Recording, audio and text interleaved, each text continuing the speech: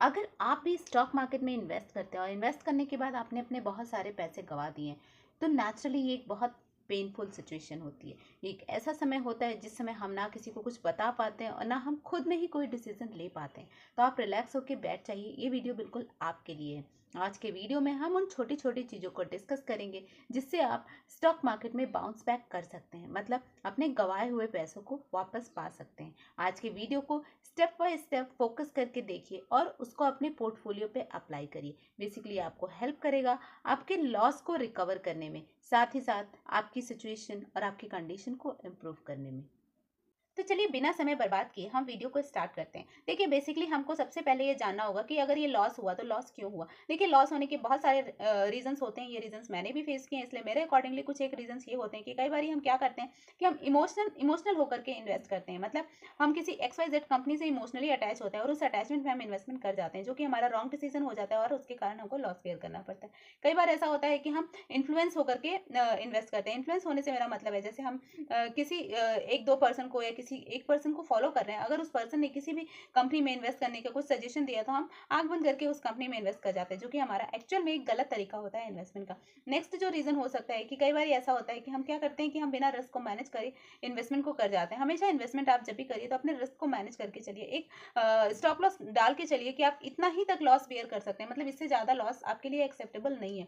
साथ ही साथ आप रिस्क को दूसरे तरीके से भी मैनेज कर सकते हैं। इसके लिए मैंने अलग से वीडियोस बनाई है और इसकी लिंक मैंने डिस्क्रिप्शन में दे रखा है, उसको भी आप जाकर के एक बारी देख सकते हैं। नेक्स्ट जो इंपॉर्टेंट चीज होती है कि कई बार हम क्या करते हैं कि ज्यादा कमाने की लालच में भी इन्वेस्ट कर जाते हैं, जो कि हमारा रॉन्ग डिसीजन होता है। ऐसा मैंने भी किया है। देखिए बेसिकली क्या होता है ना कि हम अगर स्टॉक मार्केट से एक बार कमाने लगते हैं तो हमको ये लगता है कि अब हमको सब कुछ समझ में आ गया और हम ज्यादा कमा सकते हैं, बहुत ज्यादा इन्वेस्ट करेंगे तो ज्यादा रिटर्न मिलेगा और हम बहुत अच्छा रिटर्न हर महीने कमा सकते हैं। तो इस तरीके की गलतियां ना करें, क्योंकि हम ये सब जो गलतियां करते हैं ये हमको बिग लॉस की ओर मूव ऑन करता है। तो इसलिए सबसे जो फर्स्ट स्टेप होगा हमारे लॉस को कम करने का, वो आइडेंटिफाई करना होगा कि हमारे क्या गलती थी जिसके कारण हमको ये लॉस हुआ। तो फर्स्ट स्टेप हमने अभी कंप्लीट किया। हम फाइंड आउट करेंगे कि इन सारे पॉइंट्स में से कौन सा ऐसा पॉइंट था जिसको हमने यूज किया और जिसके कारण हमको ये लॉस हुआ। जो सेकंड इंपॉर्टेंट स्टेप होगा वो होगा हमारे माइंडसेट को शिफ्ट करने का। देखिए बेसिकली क्या होता है ना कि अगर हमको लॉस हो जाता है तो हमारा माइंडसेट जो है वो पूरा का पूरा गलत डायरेक्शन की ओर मूव करने लगता है।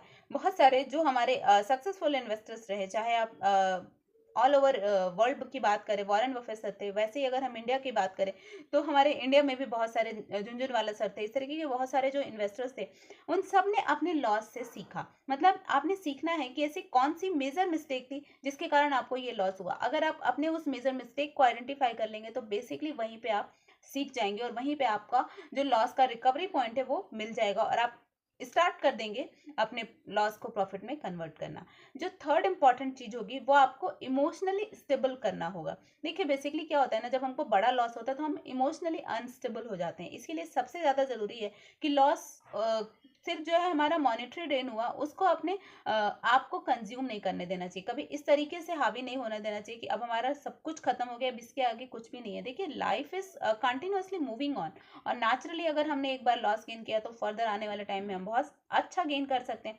इस माइंडसेट के साथ हमको आगे बढ़ना है। आप एक ब्रेक लीजिए स्टॉक मार्केट से। ब्रेक लेने के बाद अपनी हेल्थ, अपनी फिजिकल फिटनेस, साथ ही साथ मेंटल पीस की और आगे बढ़िए। आप कोशिश करिए कि किस तरीके से आप मेंटली अपने आप को रिलैक्स कर सकते हैं, उन सारी चीज़ों को ढूंढिए। और साथ ही साथ जब आप मेंटली रिलैक्स हो जाए तो किसी एक ऐसे पर्सन से मिलिए जिसको थोड़ी बहुत स्टॉक मार्केट में के बारे में नॉलेज है, जो आपको इन्वेस्टिंग से रिलेटेड कुछ सजेशंस दे सकता है। उसके सजेशंस को देखिए, उसके आइडियाज़ को देखिए, उस सजेशंस उस आइडियाज़ को अपने इन्वेस्टमेंट डिसीजन के साथ कंपेयर करिए। कंपेयर करने के बाद आप ये फाइंड आउट करिए कि आपके इन्वेस्टमेंट डिसीजन उसके सजेशन में क्या डेविएशंस है, उन डेविएशंस को आप पॉइंट आउट करिए। देखिए मार्केट में इन्वेस्ट करना बहुत ईजी है, लेकिन अगर आपने प्रॉपर रिसर्च के बाद इन्वेस्ट किया तो नेचुरली आपको कोई रोक नहीं सकता प्रॉफिट कमाने से।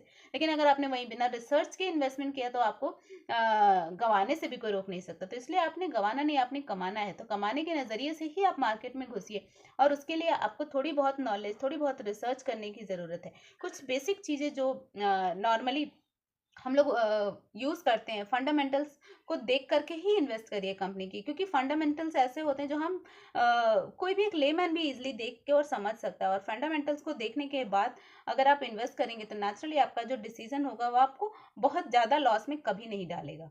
चलिए, अब ये सब तो हो गई थ्योरी की बातें। अब आते हैं प्रैक्टिकल, किस तरीके से हम अपने लॉस को रिकवर कर सकते हैं। देखिए, प्रैक्टिकली अगर हम अपने लॉस को रिकवर करेंगे तो सबसे पहला स्टेप आता है अपने पोर्टफोलियो को रीअसेस करना।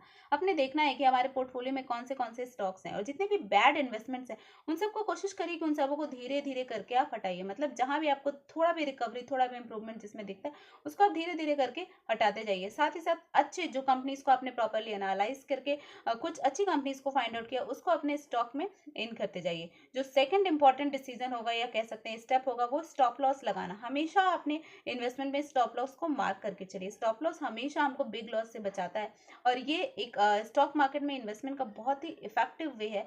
तो आपको स्टॉप लॉस को हमेशा माइंड में लेकर के चलना है। साथ ही साथ आपने इन्वेस्टमेंट को डाइवर्सिफाई करना है। मतलब एक ही सेक्टर में इन्वेस्ट नहीं करना है, एक ही टाइप की कंपनीज में इन्वेस्ट नहीं करना है। ऑलवेज डाइवर्सिफाई करके इन्वेस्ट करिए। आपके पास कुछ निफ्टी 50 के स्टॉक्स होने चाहिए, कुछ आईटी के होने चाहिए, कुछ फार्मा के होने चाहिए, डिफरेंट डिफरेंट सेक्टर्स। जैसे अभी कोविड आया था तो फार्मा के स्टॉक्स काफी तेजी से भागे थे। तो इस तरीके से time to time different different sectors के अपना पीक होता है। तो अगर किसी एक का पीक है, एक का डाउन है, तो नेचुरली एक का पीक और एक का डाउन आपको इजीली मैकअप करने में हेल्प करेगा, और आपके लॉस को मिनिमाइज हमेशा करेगा। नेचुरली आपको एक पॉजिटिव और इफेक्टिव रिटर्न देगा। साथ ही साथ आप हमेशा कोशिश करिए अपने नॉलेज को इम्प्रूव करने की। आप स्टॉक मार्केट से रिलेटेड बुक्स को पढ़िए, कंपनीज के एनालिसिस को देखिए, कंपनी के फंडामेंटल्स पे थोड़ा सा रिसर्च करिए। फंडामेंटल्स को अगर हम 2-3 साल लगातार देखते रहते हैं तो फंडामेंटल्स हमको बड़े इजीली समझ में आ जाते हैं। फंडामेंटल्स को समझना बहुत टफ टास्क नहीं होता, थोड़ा सा टेक्निकल ट्रिकी होता है, बट फंडामेंटल उतना ट्रिकी नहीं। फटाफट से एक बार रिकैप कर लेते हैं। सबसे पहले हमने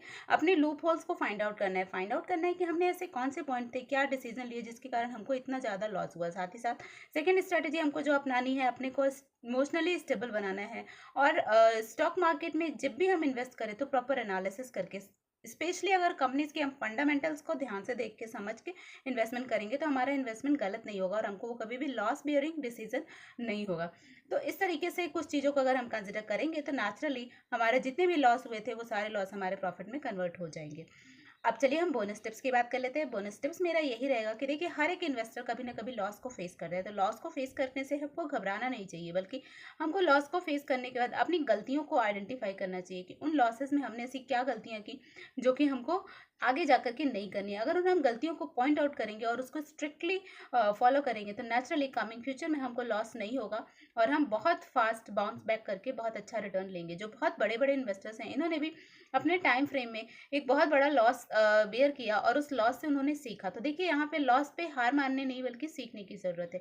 तो चलिए, आप कमेंट में लिख के बताइए कि आप एक्चुअल में इन्वेस्टमेंट से हार मान रहे हैं, या किस तरीके से किन चीज़ों को फोकस करके और अपने इन्वेस्टमेंट को प्लान करके वापस से अपने लॉस को प्रॉफिट में कन्वर्ट करके बाउंस बैक का इंतजार कर रहे हैं। तब तक के लिए take care, goodbye, have a nice day.